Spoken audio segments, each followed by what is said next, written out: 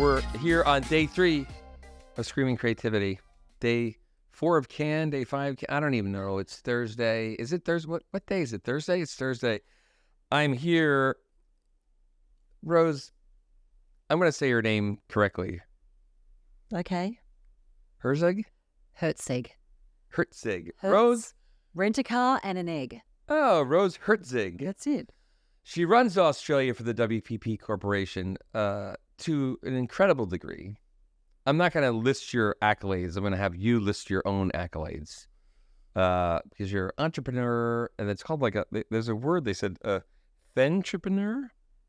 Okay. I don't know what that means. Sure. Is that just a typo? I don't know. I think it's a typo in this. But Is that because I'm like a lady? I don't know. It would be femme. Okay. I think it's all incorrect. You'll notice the way we roll on these podcasts, it's very meandering.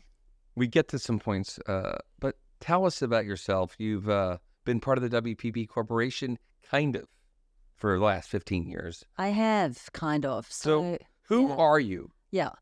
Well, first... By the way, sorry, Yeah. you were jury president last night. I was. You know, so that we'll talk about that experience, but let's start there. I am a little kid of migrant parents. That's who I really am. My mum and dad immigrated to Australia in the 60s. From where? From Croatia, the former Yugoslavia. So they escaped communism, came to make a better life for themselves and their 3 children. And so really, at heart, I'm an ethnic kid who did well in a country that is full of migrants, full of immigrants.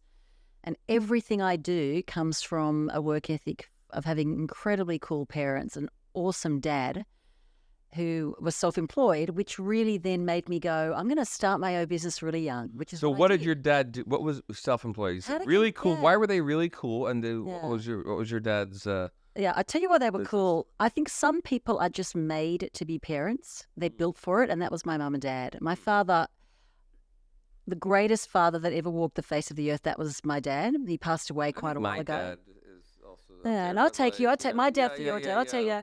But I think he was a guy who knew how to do it. He knew how to be a dad, and he made his kids really fearless. And he said things like, he said to me, Rose, if you jump off a cliff, I promise you a safety net will appear. What a great thing to tell a little kid. How cool is that? Take risks. I know. So what was it? What did he do? What was Construction business. He was self-employed, had a big construction company. It's all he could do. Didn't speak the language, didn't go to university, had a trade, and was really successful building houses. That's what he did. Wow. So why Australia? Why do you think they, Oh, funny story. He thought he was going to America on the first boat he could jump on until he arrived in Melbourne and realised he'd come to Australia. I'm not kidding. This is what it was. Is that possible? That's possible, just to get out of really terrible communism. Were they married? Your parents weren't married yet? No. In fact, my mother was dating through letters another man, and my father found my mother's photo of this other man who he was working with in the sugarcane cutting in Australia, stole the address of my mother back in Yugoslavia, wrote to my mother and said, that guy's a loser, marry me.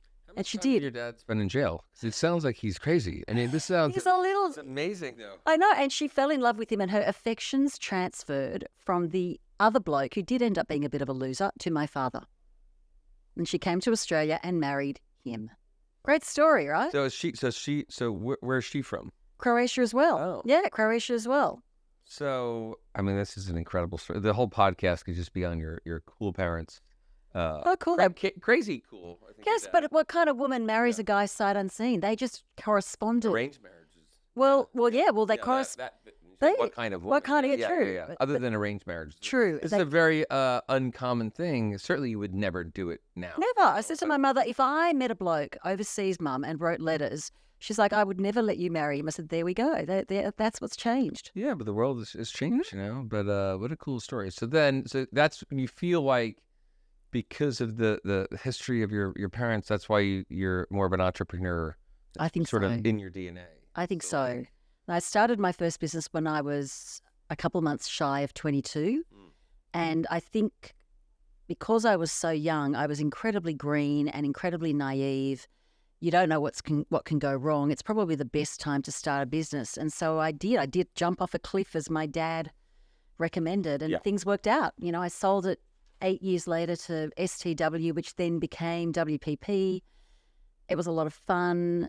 I think looking back now, I can't believe that I convinced a bank to give me a $1 million overdraft to start that business. Think about Really? it. I talked them into the money. We were 70 strong. Like, it's kind of nuts when I think about it now. But at the time, I didn't occur to me that it wouldn't work, Rob.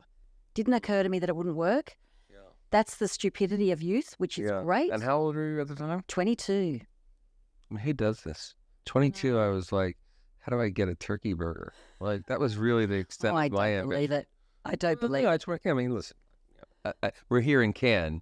You know, everybody thinks I'm in this job and probably won a lot of Lions, Mike. But I didn't win my first Lion until I was 34. So like, it was a big struggle to just get into the right companies and get into the right places, and that's why I think we're one of the best places to come if you're not just a creative, you're a account person or a strategist or production who loves creativity. Like, I think WPP is, it starts with Mark, but also like someone like you leading a giant business for us. I mean, I don't know, Australia is one of our bigger markets. It is. It is. I've not been there yet. I'm coming.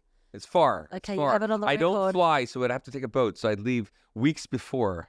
It took my mother 6 weeks on a boat to Australia back in the day. But we've got it on the record, Rob Reilly. I'll come to it. Yes, of course. I'll have to bring my wife. She wants to go to Australia. She wants to go to New Zealand. Good. She loves Asia. So like the parts of the world you've been so familiar with. And you were supposed to come on last year. We couldn't figure it out. So what has been your impression of Cannes? You've been coming here, a decent amount of time. You jury president. Let's just talk about that for a second, because it's such a cool experience. And what was your category? It is. My category was creative data. I judged last year, and that was my first time. So last year was my first. This year, jury president. I had a phenomenally cool jury, and that I've now learned makes all the difference. Yeah. And the thing I'll say is that we were a group of people who were able to have their minds changed. Yeah. First thing I look for is a mind at work and a mind that can change after a persuasive argument. And so we had people starting in one place and ending up entirely in another, rather than digging in and being dogged. Yeah. So Which happens from friends and colleagues of mine. Other WPP judges have said to me, Rose, you're very lucky, because sometimes it can be throw down at, pistols at dawn kind of thing. But the jury that I was on were terrific. It was so much better, Rob, than I thought it would be. Yeah. I thought it would be laborious. Maybe for the people who don't know, what is creative? I mean, what were the kind of entries? Like, what was the the sort of the criteria for it? Because obviously, data is talked a lot about. It is. Creativity is talked a lot about. Yeah. But the creative use of data, not always talked about. No, but it's also not. like the winners last night. I was at the show, and you did an amazing job introducing the very eloquent. That's kind. Good fit. You had a good fit last night. I liked your fit, and it was a great show last night. And it kicked off with your jury. You had so many great entries and winners. So what is it? What was the criteria of it? Yeah. Simply put, it's putting together, I think, two quite strange words, right? Data and creative, and making sure, and data's a loaded word, making sure that you are looking at the data through lateral, imaginative eyes. It's almost taking the data, flipping it on its head, and finding the imagination and the creativity within the data, which I actually think takes real skill. Yeah. And the entries that we had did that phenomenally well. I mean, I think Absurd Promises, VML Argentina, awesome. Turf Finder, Gatorade, another awesome one. Very cool. The third gold that we awarded, off the top of my head, Magnetic Stories, great piece of work. I've known kids who've had to have MRIs, who are going through cancer treatment. That's kind of incredible that you were doing storytelling through that jet engine sound in an MRI machine, which is terrifying when you're like 6 years old, right? Yeah. And then the Grand Prix we awarded to Room for Everyone, MasterCard, Poland, Ukraine, really cool stuff. And they're all examples of how you bring together creativity and data. Yeah, some obviously I came from Cannes, and MasterCard's a great brand, and the people behind it, that country, and certainly Adrian Botan, who's my good friend. He was a CCO of Europe, and what a great piece of work. So what about Australia? We all have our idea of Australia. Yeah. So two things, like, what do people not know about Australia? Yeah. And what do they not know about the Australian advertising business? Yeah. People forget that we're the most highly multiculturalized country in the world. In other words, there are 290 nationalities. 1 in 2 Wow. people speak a language other than English. I'm one of them. I only speak English at work. And so What- we are what the do you- United what do you Nations. speak? Croatian. Croatian is the language that I speak, right? I'm So thoroughly in Australia, you're using all the time. There are 300,000 of us. Say, in hey, Australia. Rob, great fit. You're bald, but I Dobar still dan, think you're Rob. handsome. How do you say- Izgleda daš jako lijepo, nemaš kose, ali si dobar čovjek. This is amazing. There you go. I've said Rob's Let me- looking really well. Let me repeat that back. No, just kidding. Yeah. Rob, I just said Rob looks really lovely in his outfit. Doesn't have any hair, but is a thoroughly nice bloke. There we go. Right? Thank you so much. And so people forget that because the image that Australia really projects is, kangaroos, lots of blonde people with Australian six-packs rules on football, beaches. tight shorts. That's exactly sleeves, right. Hot men and hot women and all that, right? But we're more than that. And then I think in terms of the advertising scene, and let's not forget New Zealand, because I look after New Zealand as well. We bring it. I think creatively, as a small country, 27 million in Australia, 5 million in New Zealand, less than, say, the size of California, right? Think about one state of America. We do okay. We hold our own creatively. Like even in the category that I was running, we had a bronze with VML Rip Curl out of Australia and a gold with VML Argentina. That's pretty good going, right? Australia making a shortlist and getting a bronze in the end. What would you say to your Australian? I do love how it's the we. Yeah, it's interesting. We're having an interview with a fantastic reporter, Nora from India. Right.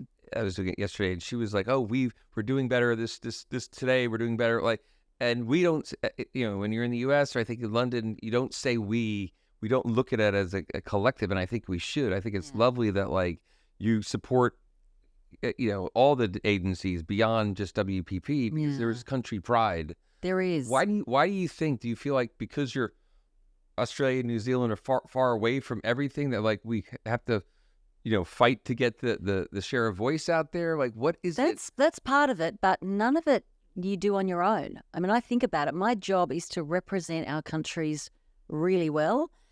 And every time we turn up to a pitch, there's a whole bunch of people behind the scenes that make it happen. Yeah. And if I look at, say, Group M, smashing it in Australia. I mean, Amy Buchanan has taken Group M Australia back to number 1. They're winning everything. They're ahead of the curve on the money.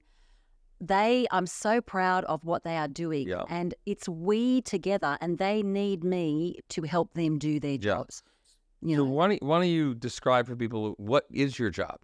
Country manager, whatever you want to say. But like, I think it's such a challenging job, but so obviously critical to our success. It is. My job is to make it really easy for people to work together at its most basic level. So we have a meeting with every agency leader every single month. We have an off-site once every 3 months, and those leaders of Ogilvy, VML, Hogarth, AKQA, Wavemaker, Mindshare, Essence Mediacom, Burson, they get together every month and they talk about what they're working on together. And it never used to be that way in Australia and New Zealand. It was all very separatist. So it takes a creative person to make that happen. So, we're at the Festival of Creativity. You run the country for WPP. But how much is creativity playing into you in your role? Yeah. How do you use it? What type of creativity? Obviously, there's the work, but like... Yeah, all the time. There's nothing more creative than going into a meeting that is going south and finding something that the client loves and putting that on the agenda and flipping that meeting into a winning meeting. So I think there's a lot of creativity into walking to a room, making it sound really exciting, getting rid of all the buzzwords and all the BS and just getting everybody fired up. That's enormously creative to do that, right? So a lot of my job is to walk in, bring the energy, hopefully bring a little bit of intellect, get people to rally, pick one thought that rallies everybody with a client, and the client walks out and goes, gosh, WPP Australia is really smart. I used to think they were one thing. Often, we've had some historical issues that weren't perhaps the best. And getting the client to go, they're cool, they rock, they're kind of interesting and a bit rock and roll, and Rose is not the standard boring leader, Yeah. I hope. Well, anyway. I love that. I mean, he's the standard boring leader. Maybe I feel like we have so many good people at WPP, and you're obviously one of the best. And, there's so many females leading our companies, when you think of Devika and Yep. Debbie and Liz, and it's all around. So like, what is it? Why are we a company who really supports and empowers women to drive us forward and be so Yeah. successful? It is. I mean, like, look at Australia. We've got Sal Kassane running Ogilvy. We've got Amy Buchanan running Group M. Wavemaker is our one male PV. We've got Pippa running Essence Mediacom, Maria running Mindshare. Got a lot of women in these positions. I think it's because we give them space to shine. My job isn't for me to shine. It's to make my leaders shine. And of those women, to double down on the shining opportunity. Because other women coming up, the young ones in their 20s go, you know what? I love it. That's cool. I want that too. Now, my job is to get out of the way. I think sometimes leaders are in the way. And I don't know, Rob, you see it across the board as our CCO, but I think a lot of the jobs of all of us, and I had dinner with Andrew Scott the other night, and I was looking at him, and Andrew Scott, for those who don't know, is a great man. Great guy. Great man. Right? He's the head of M&A. He's the chief operating officer. All the country managers, working. We report to him, you but he's really good at getting out of the way. Yeah. And that's my job too. So if I take a cue from my boss, for all the women, get out of the way, let them shine. Yeah. Well, I say a lot on when we hire someone, I say hire great people and get out of the way. But that's only half of it. It's also like, if there's someone who could be great, it's not quite great yet, they haven't, like, make sure they are and help them be great, because there's a little bit of, you have to also help if there's so many good people who just haven't had great mentors or just haven't had the great opportunities or haven't been believed in. And we sometimes just move on from people so they can't get it done. It's like, I don't think that's true. I agree. And also let them be themselves. Like every now and then I have a leader who's going to have a big cry. Some of my men are quite the criers as well. I quite like that about some of Aussie men. They're learning to get in touch with their emotion. Yeah, it's lovely, but I want them to just, good day, bad day. Sometimes you have the worst days in these jobs and you've got to say, Rose, I'm having a really shitty day. Help me. Yeah, and that's okay too, right? And I have them as well. And you got to tell the truth about that. But that's my job as well, to let them just have a bad day and then get them back on their feet, back in the game. So we don't talk about that enough. It's hard. Business is hard, and we're here celebrating. Everybody's feeling good, but it's over in a couple days, and then we're back to hopefully doing more amazing work that'll be here next year. But obviously, the job is to make our clients successful. Yes. Sure, of course, we think the best way to grow as a client is to bet on creativity and bet on the people who believe in it. When Mark Reed says, I want to be the most creative company in the world, like, that means a lot to me. That's why I joined. Yeah. Creative people are simple. Yeah. Pay us fairly. Yeah. Care deeply about creativity and don't lie to us. Yeah. And Mark is all those He is wrapped into one. And he's interviewing Elon Musk yesterday. I thought he did a very good job. Yeah, I loved his opening question, by the way. Loved his opening question. What was the opening question? I think, exactly something like, back in November, you told the industry to go ourselves. Now, my mother will be horrified because I said the F word on camera, so hopefully, Jonathan, you might screen that out. He did it in an incredible way. It was so, because you told the industry to go fuck ourselves. Yeah, so I think it was great. Got a good bit of acting there too. He did. He did it with great charm, Yeah. and he was very wry in the way that he asked it, and he was the question everybody wanted him to ask. So I Yeah. thought, I was sitting there going, "Go, Mark! That's the question to kick it off with." Yeah, and we've got a Nobel Peace Prize person at the WP Beach. We have Elon Musk. Yeah. I mean, it's really exciting. It I is. think people don't understand. Cannes isn't just the awards.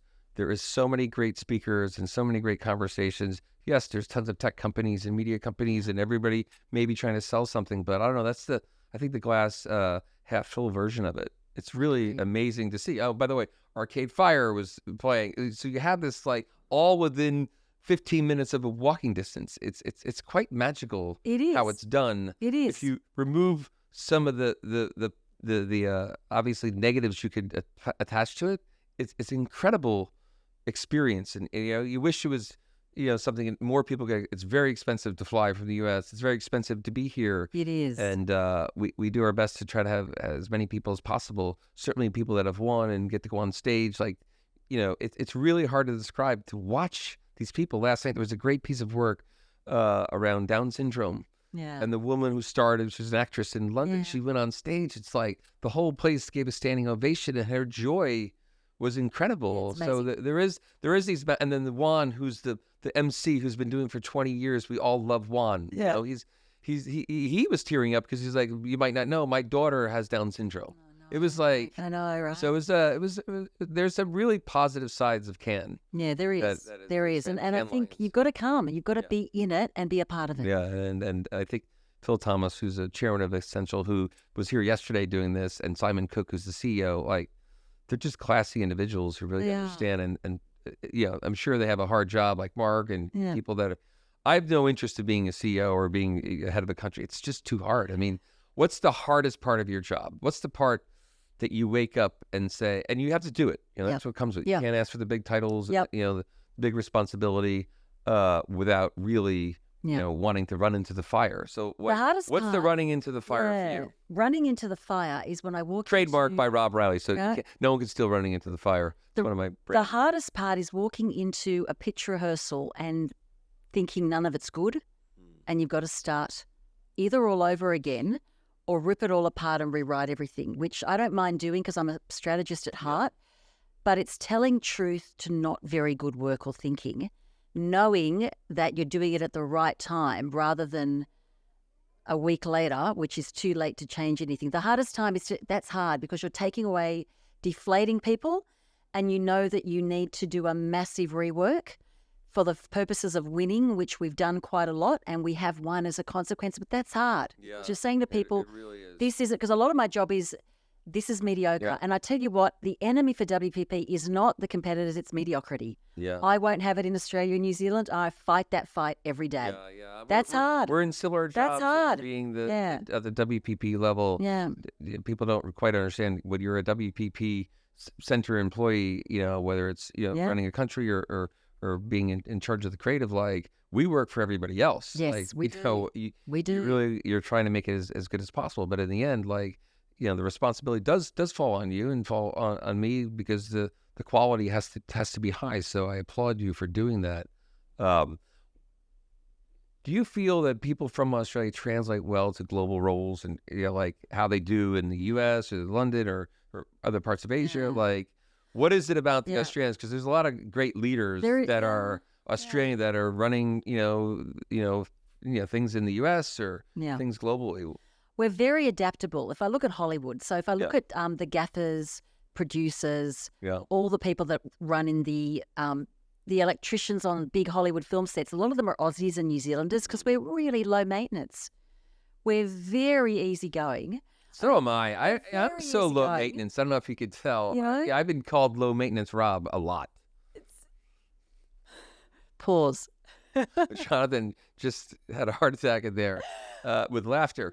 But that's what we do really well. We don't need a lot, and we don't need a lot of this. We don't need a lot of stroking. We're really easy. And I think the nicest compliment to me from, say, my boss is when, you know, Andrew says, you're like not the one I need to ever worry about because you don't need it. You're not needy. He's right. Yeah, you're not needy.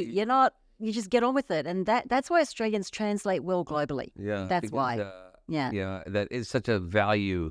I remember Alex Bogusky when I was at Crispin Ward Bogusky, the great Alex. He's awesome. And he used to say, I like Reilly. He sells what I want.